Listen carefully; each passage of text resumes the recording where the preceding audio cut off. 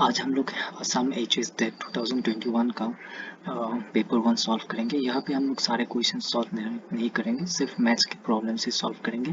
तो जैसे कि देख सकते हैं हम लोगों ने पेपर 1 का ए सीरीज लिया हुआ है, तो इस पेपर के सारे मैथ्स के क्वेश्चन से सिर्फ सॉल्व करेंगे और अच्छी तरह से एक्सप्लेन करेंगे।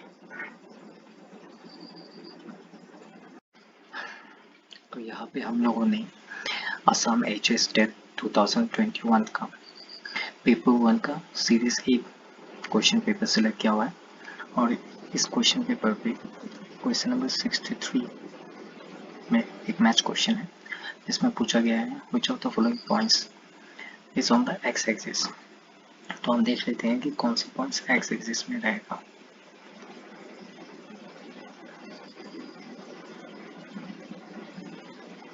ये हो गया एक्स एक्सिस, ये हो गया वाई, ये एक्स एक्सिस का नेगेटिव स्केल, ये वाई स्केल का नेगेटिव स्केल। तो यहाँ पे हम पॉइंट्स बना लेते हैं कुछ 1 2 3 4 5 6 7 1 2 3 4 5 6 1 2 3 4 5 6 1 2 3 4 5। तो पहला पॉइंट दिया गया है 5 0 2 3 4 5। तो ये है x, ये है y। तो यहाँ पे x का वैल्यू 5 ये हो गया और y का वैल्यू 0, मतलब ये हो गया 5 0 जो कि x एक्सिस पे है। दूसरा देख लेते हैं x 0 जो कि ये और y 5, मतलब ये हो गया आपका 1 2 3 4 5, ये हो गया आपका 0 5। तीसरा देख लेते हैं x हो गया 5, y हो गया 3 3 1 2 3। तो ये हो गया आपका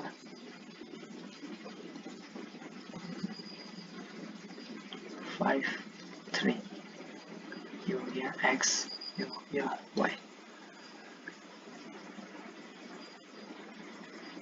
ये हो गया 5 और ये हो गया 3, ये हो गया 1 3 5।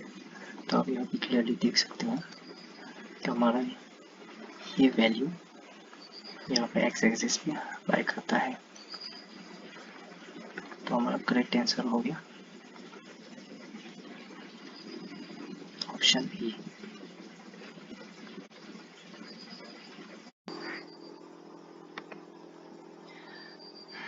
अभी हम दूसरा क्वेश्चन नंबर 69। तो यहाँ पे क्वेश्चन में दिया गया है कि if x equal to a cos cube theta y equal to b sin cube theta then which of the following is the correct option. तो आइए हम इसे कैलकुलेट करके देखते हैं। जैसे कि दिया हुआ है x equal to a cos cube theta और y दिया गया है b sin क्यूब थीटा। तो अभी हम इसे ऐसे लिख सकते हैं x by a cos cube theta y by b is equal to sine cube theta.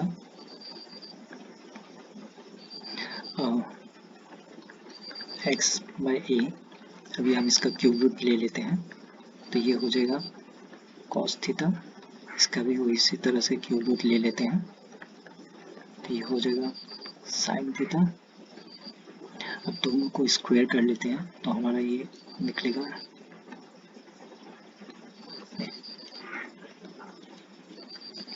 यहाँ पे लिख देता हूँ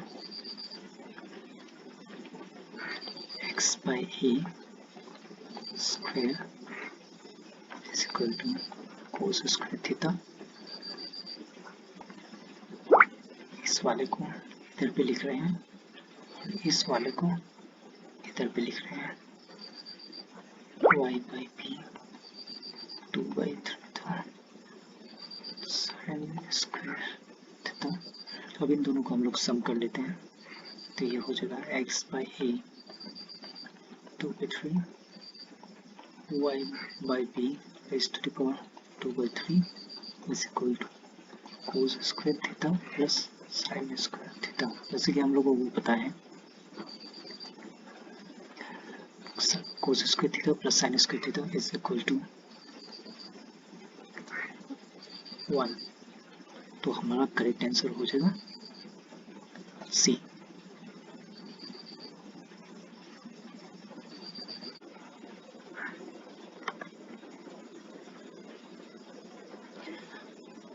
आइए अभी हम लोग अगला क्वेश्चन सॉल्व करते हैं जो कि है 71।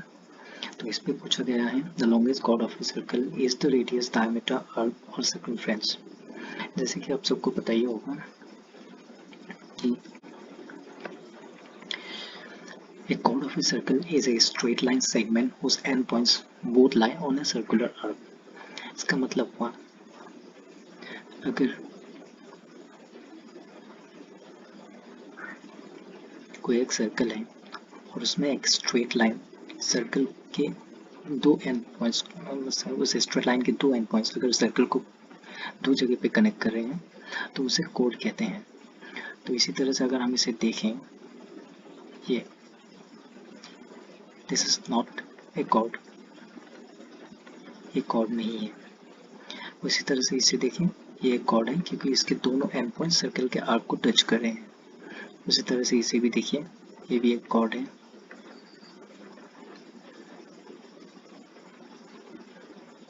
तो अगर यहाँ पे हमें पूछा गया है कि लॉन्गेस्ट कॉर्ड कौन सा पॉसिबल हो सकते हैं, तो अगर हम सर्कल को ध्यान से देखें तो इसका लॉन्गेस्ट पॉसिबल कॉर्ड सर्कल के बीचों बीच जा सकता है, जो कि इस तरह से हो सकता है। तो जो कि हमारा सर्कल का डायमीटर है, तो इसका करेक्ट आंसर होगा the longest chord of a circle is the diameter.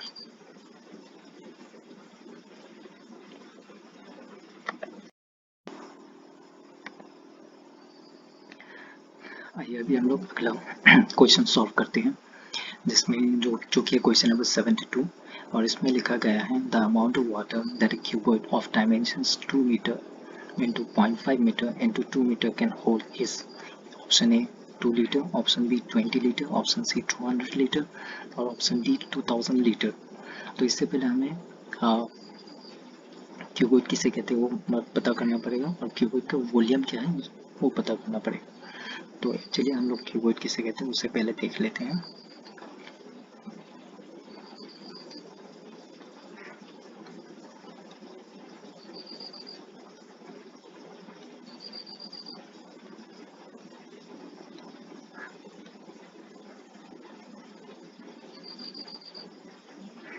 Cuboid का आकार कुछ इस तरह का होता है, जिसमें कि ये होता है लेंथ, ये होता है ब्रेथ एंड ये होता है हाइट। तो दिस इज अ क्यूबॉइड। तो देखिए इसका वॉल्यूम क्या होता है, इसका वॉल्यूम का फॉर्मूला होता है length into breadth into height. तो यहाँ पे आप क्वेश्चन पे देख सकते हैं लेंथ दिया हुआ है 2 मीटर, ब्रेथ दिया हुआ है 0.5 मीटर एंड हाइट दिया हुआ है 2 मीटर। तो हमारा वॉल्यूम हो जाता है 2 metre into 0.5 metre into 2 metre, जो कि होता है 2 मीटर क्यूब वॉल्यूम। लेकिन जैसे कि देख सकते हो हमारा जो ऑप्शंस दिया गया है सारा कुछ लीटर में है, सारा कुछ लीटर में है। तो हमें इसे लीटर में कन्वर्ट करना पड़ेगा। जैसे कि आप सबको पता है 1 cubic metre is equal to 1000 litre. तो हमारा आंसर हो जाएगा 2 इंटू 1000 लीटर। इसका मतलब हो गया 2000 लीटर, जो कि हमारा आंसर है and the correct answer is option D.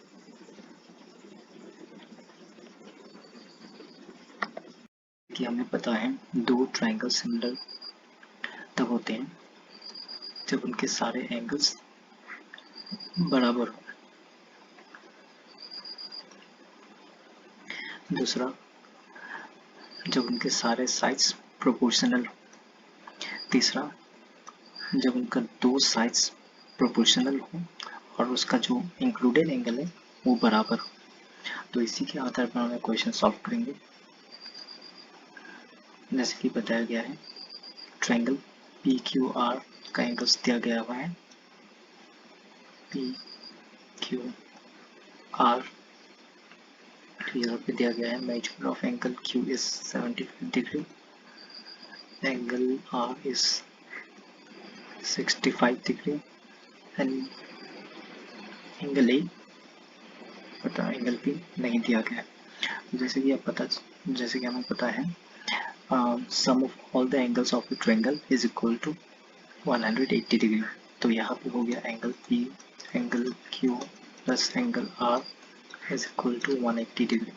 तो एंगल P हो जाएगा 180 degree minus angle Q minus angle R, जो कि हो गया 180 डिग्री माइनस 75 माइनस 65, जो कि हो गया 40 डिग्री। तो अभी हमें पता करना है ट्रायंगल ABC के। तो यहाँ पे angle B and angle C, जैसे कि आप देख सकते हो पहला थ्योरम में कहा गया कि दो ट्रायंगल्स तभी सिमिलर होते हैं जब उनके सारे एंगल्स इक्वल हों। तो इस थ्योरम के आधार पर हम बोल सकते हैं कि एंगल A का वैल्यू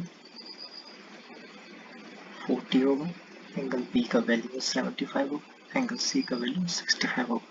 तो यहाँ पे जो क्वेश्चन पूछेगा what is the value of angle that is 40 degree.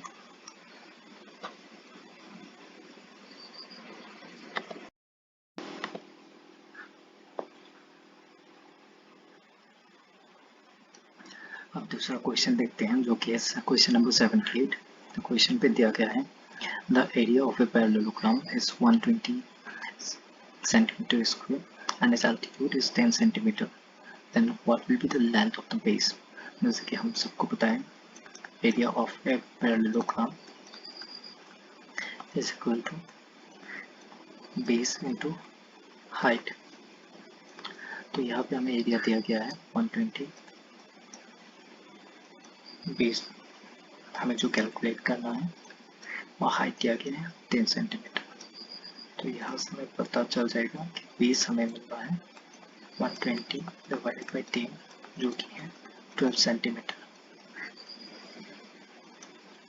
तो हमारा ऑप्शन सी इज करेक्ट। अगला क्वेश्चन सॉल्व करते हैं जो कि है क्वेश्चन नंबर 81।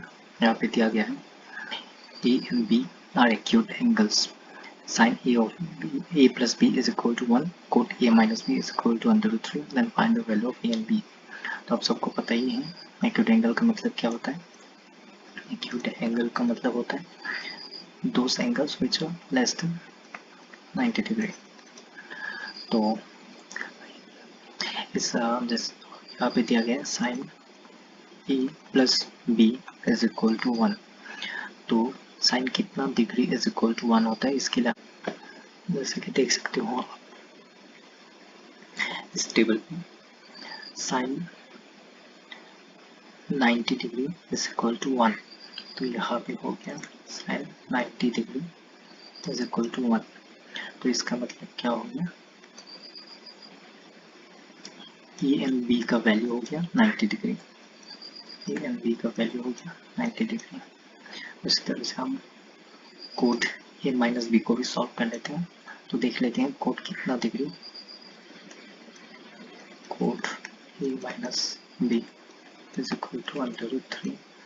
तो अंडर रूट 3 आप देख सकते हैं ये कोट अंडर रूट 3 यहाँ पे है 30 डिग्री पे। तो इसका मतलब हो गया cot 30 degree is equal to under root 3। इसका मतलब हो गया, दोनों को कंपेयर कर लीजिए, a minus B is equal to 30। अब इक्वेशन 1 और इक्वेशन 2 को हम लोग सॉल्व कर लेते हैं। a plus B is equal to 90, a minus B is equal to 30। तो यहाँ पे हो गया आपका twice of a is equal to 120 degree. तो a का वैल्यू हो गया 60 डिग्री। तो a का वैल्यू हमारा निकल गया। अभी हमें b का वैल्यू निकालना है। तो इस इक्वेशन 1 अगर हम a का वैल्यू डाल देते हैं तो हमें b का वैल्यू लिखा जाएगा। तो हमारा आंसर हो गया a is equal to 60 degree and b is equal to 30 degree, जो कि है हमारा ऑप्शन सी।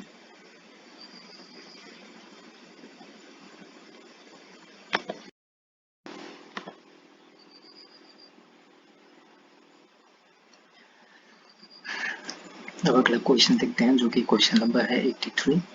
हमें इस क्वेश्चन का रूट निकालना है। तो आप सबको पता है रूट निकालने का तरीका बहुत ही ईजी है। तो हम रूट निकालते हैं।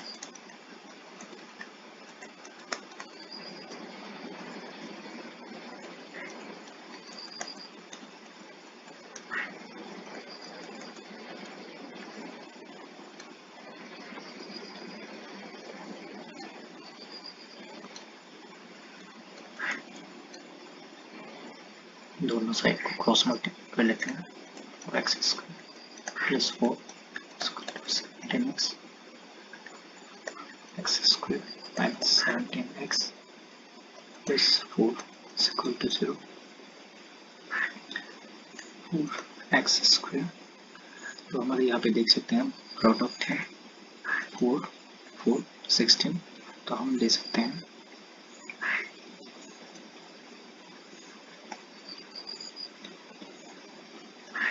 16x minus 1x plus 4, product हो गया प्लस 16 और सम हो गया माइनस 17। तो इस दोनों को हम कॉमन ले लेते हैं।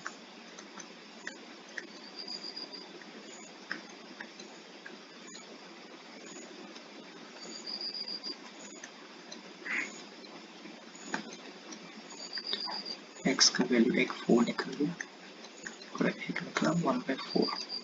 तो हमारा आंसर हो गया ऑप्शन सी।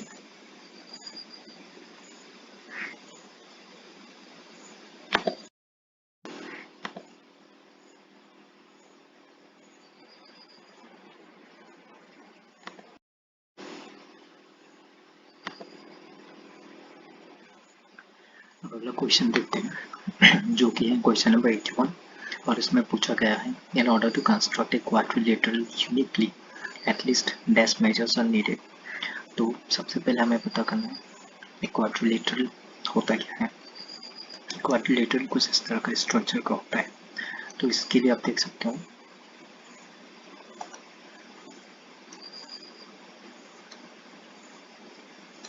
इस तरह का स्ट्रक्चर होता है। तो यहाँ पे आप देख सकते हो हमें 4 साइड्स की जरूरत होती है, 1 2 3 4, और साथ में हमें एक डायगोनल की जरूरत होती है क्वाड्रिलेटरल यूनिकली बनाने के लिए।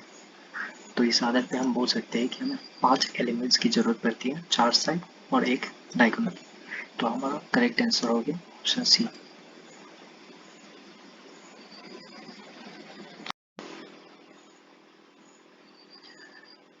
अगला क्वेश्चन है क्वेश्चन नंबर 87। क्वेश्चन में पूछा गया है, दिया गया है the length of diagonal of A square उस एरिया इज 16,900 मीटर स्क्वायर। तो इस स्क्वायर का डायगोनल क्या है। तो हमें जैसे कि पता है स्क्वायर जिसका अगर साइड ए है उसका एरिया होता है ए स्क्वायर। तो यहाँ पे हमें एरिया दिया गया है 16,900 स्क्वायर और इसका एरिया हमें पता करना है।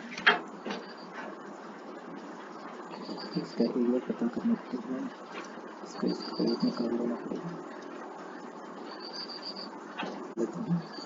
इसको हम स्प्लिट कर लेते हैं 16,900 अपने स्क्वायर कर लेते हैं 13 तो यहाँ पे 13 हो जाएगा, यहाँ पे 15 हो जाएगा, तो ये होगा 130, साइड होगी 130। तो इस ट्रायंगल का साइड हो गया 130, तो इसका डायगोनल क्या है। तो जैसे देख सकते हैं स्क्वायर में उसका एंगल जो होता है 90 डिग्री होता है। तो हम इसे पाइथागोरस थ्योरम से सॉल्व कर सकते हैं, डायगोनल को इजीली निकाल सकते हैं। तो यहाँ पे अगर डायगोनल को हम d ले लेते हैं तो d square is equal to 130 square plus 130 square, जो कि निकलेगा 1690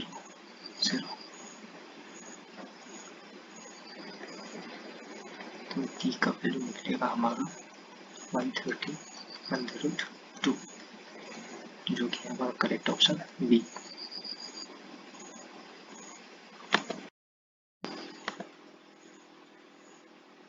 अगला क्वेश्चन देखते हैं जो कि है क्वेश्चन नंबर 88।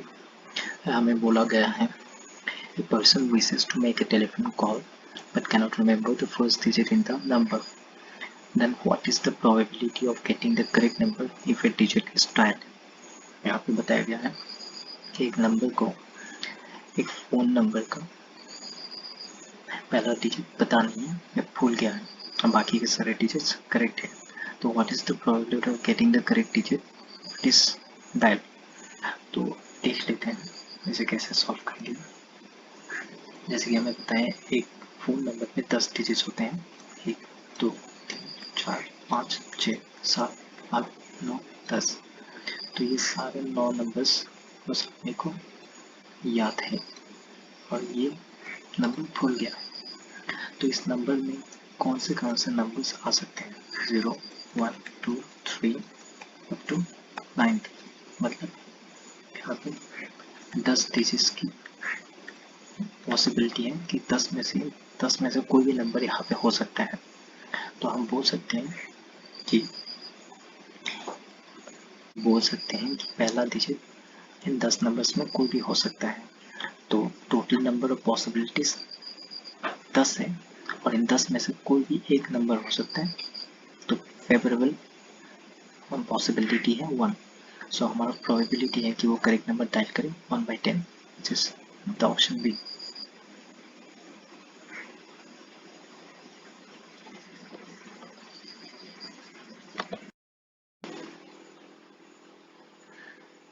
अगला क्वेश्चन देख लेते हैं जो कि क्वेश्चन नंबर 92। यहाँ पे दिया गया है tan theta is equal to a by b, then find the value of sec square theta minus tan square theta. तो जैसे कि हम सबको पता है 1 plus tan square theta is equal to sec square theta. तो हमें दिया गया है sec square theta minus tan square theta का वैल्यू निकालना है। तो यहाँ पे जैसे कि दिया गया है sec square theta is equal to 1 plus tan square theta, हम इसको यहाँ पे लिख देते हैं। तो tan square theta plus tan square theta minus tan square theta ये दोनों कैंसिल आउट हो जाएंगे और इसका आंसर निकलेगा 1। तो इसका सही आंसर है बी।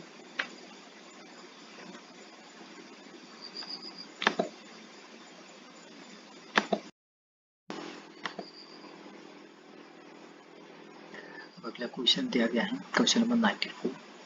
यहाँ में दिया गया है all the inhabitants of A city speak either Assamese और हिंदी।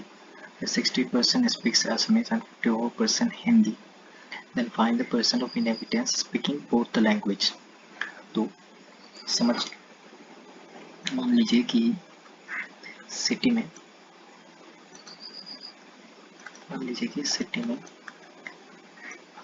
100 लोग हैं। तो यहाँ पे बताया गया है कि असमीज 68% बोलते हैं, जिसका मतलब हो गया 68 लोग असमीज बोलते हैं। एंड हिंदी बताया गया 54% बोलते हैं, इसका मतलब 54 लोग हिंदी बोलते हैं। तो हम अगर इन दोनों को जोड़ देते हैं तो हमें मिलता है 122। लेकिन हमारा टोटल पॉपुलेशन है, टोटल आदमी है 100।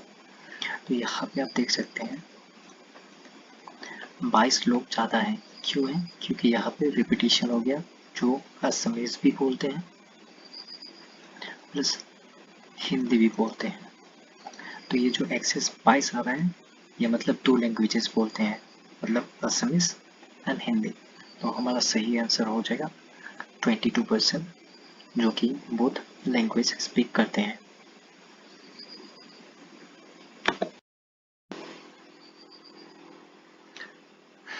अगला क्वेश्चन देखते हैं जो कि क्वेश्चन नंबर 91। यहाँ पे दिया गया which of the following statements is not correct। A circle has more than one chord. Every diameter of a circle is a chord. A circle has more than one tangent. Every chord of a circle is a diameter. तो इसे देख लेते हैं। जैसे कि हमें पता है एक स्ट्रेट लाइन जब सर्कल के जब एक स्ट्रेट लाइन का दो एंड पॉइंट सर्कल के दो जगह पे मिलते हैं, सर्कल के आर्क के दो जगह पे मिलते हैं, तो उसे हम कॉर्ड कहते हैं। तो यहाँ पे देख सकते हैं, यहाँ पे बोला गया ये नंबर ऑप्शन में a circle is more than one chord. हाँ, ये बिल्कुल सही है। एक सर्कल पे बहुत सारे कॉर्ड्स हो सकते हैं, ऐसे हो सकते हैं, ऐसे हो सकते हैं, ऐसे हो सकते हैं। सो ये करेक्ट है ऑप्शन। हमें निकालना है जो नहीं करेक्ट है। Every diameter of a circle is a chord. हाँ, करेक्ट है। जैसे कि देख सकते हैं the longest chord of a circle is the diameter, जो कि करेक्ट है। A circle is more than one tangent. हाँ, ये भी पॉसिबल है। एक सर्कल में दो से ज़्यादा टेंजेंट हो सकते हैं। ये एक है, ये एक है, ये एक है, तो बहुत सारे टेंजेंट्स हो सकते हैं। ये भी करेक्ट है। Every code of a circle is A diameter. तो यहाँ पे बताया क्या है, जितना भी कोड सर्कल पे होता है वो डायमीटर होता है, जो कि करेक्ट नहीं है। यहाँ पे देख सकते हैं ये एक कोड है लेकिन ये डायमीटर नहीं है। ये एक कोड है लेकिन ये डायमीटर नहीं है। तो हमारा इनकरेक्ट ऑप्शन ये हो गया। This is the correct option for our question number 95।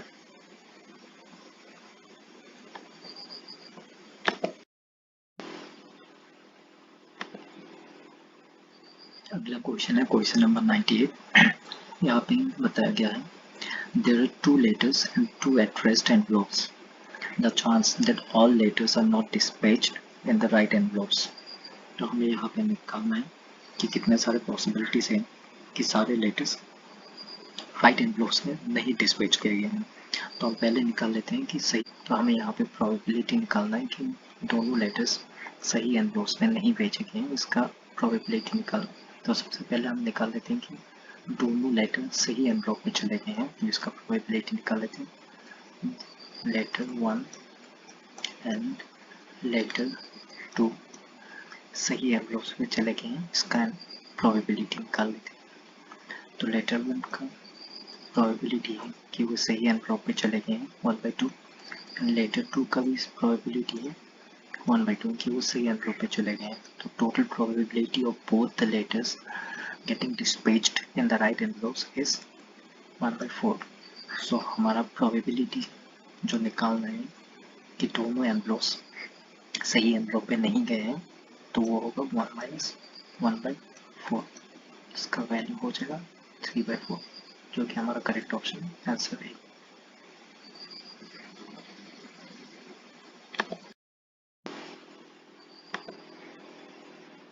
अगला क्वेश्चन देख लेते हैं जो कि है क्वेश्चन नंबर 99। यहाँ पे दिया गया है if y is directly proportional to x and y is equal to 20 when x is equal to 12 then find the value of y when x is equal to 21। तो यहाँ पे दिया गया है y is directly proportional to x, इसका मतलब हो गया y is equal to kx। k constant है। तो यहाँ पे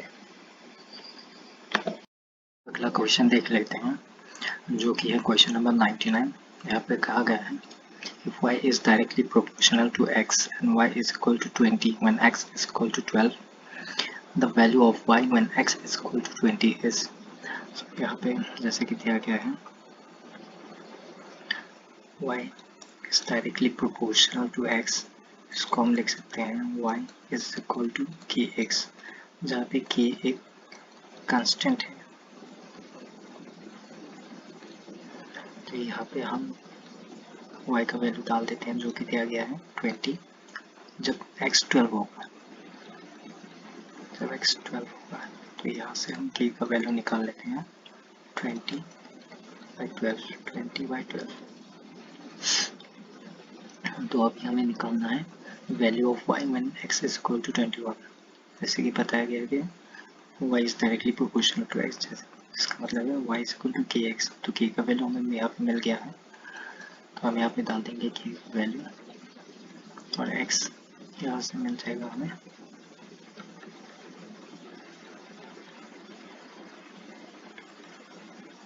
तो ये हो गया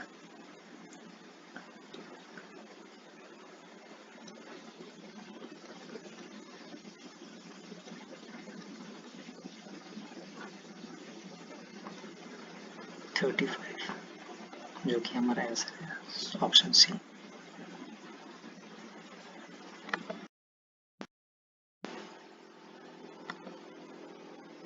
अब अगला क्वेश्चन देख लेते हैं, जो कि है क्वेश्चन नंबर 100।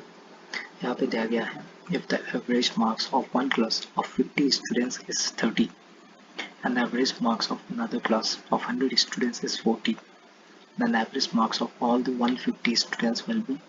तो यहाँ पे बताया गया है कि एक क्लास है जिसमें 50 स्टूडेंट्स हैं और उनका टोटल उनका एवरेज मार्क्स है 30।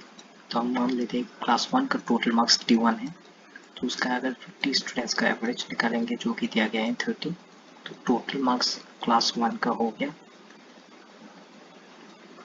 1500। ये T2 को अगर टोटल मार्क्स मान लेते हैं फॉर क्लास सेकेंड क्लास, और वहाँ पे ही टोटल बच्चा 100 और उसका एवरेज है 40, तो क्लास सेकेंड क्लास के लिए आपका टोटल मार्क्स हो जाएगा 4000। तो अभी हमें निकालना है average marks of all the 150 students. जैसे कि हमें अभी पता है क्लास 1 एंड क्लास 2 दोनों का टोटल हो गया, क्लास 1 एंड क्लास 2 दोनों का टोटल हो गया 5500। अभी इसका अगर एवरेज निकालेंगे तो हमें टोटल 150 स्टूडेंट्स का एवरेज निकालना है। तो ये देख सकते हैं, ये हो गया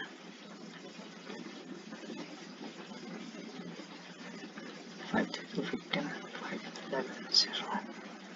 तो ये हो गया 3 3 9